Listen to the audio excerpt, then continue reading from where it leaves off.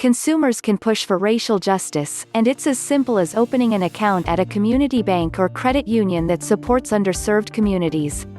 Netflix announced recently that it would transfer $100 million of its cash holdings to financial institutions that support Black communities in the U.S. Meanwhile, across the U.S., there are more than 1,000 Community Development Financial Institutions, or CDFIs. These institutions specialize in underserved communities, and more than a third of their banks are led by minorities.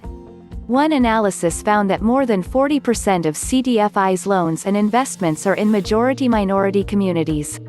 With all the racial problems going on, right now is the perfect time for people to open up an account at a community development bank or credit union, said John Holdsclaw, board chair of the Coalition of Community Development Financial Institutions.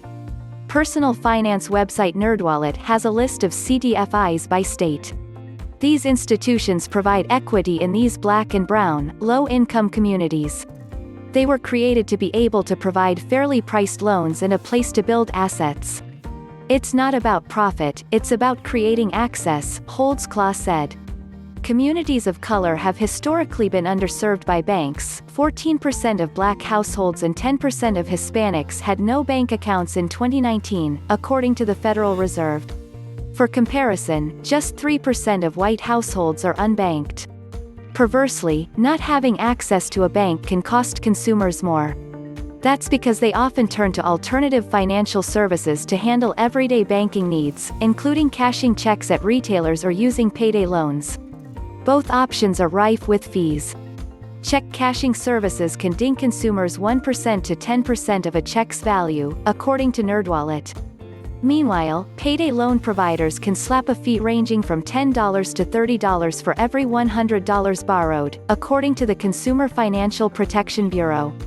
Similarly, Black and Hispanic business owners suffered during the coronavirus pandemic, and they missed out on federal lifelines that could have kept their businesses afloat. Amid the public health crisis, the number of working Black business owners is down more than 40%, according to recent research by the Stanford Institute for Economic Policy and Research. However, one survey found that just 1 in 10 Black or Latinx small business owners received the assistance they requested under the government stimulus package. The Center for Responsible Lending also found that many Black business owners were shut out of the Paycheck Protection Program, the small business loans designed to keep employees on the payroll throughout the pandemic.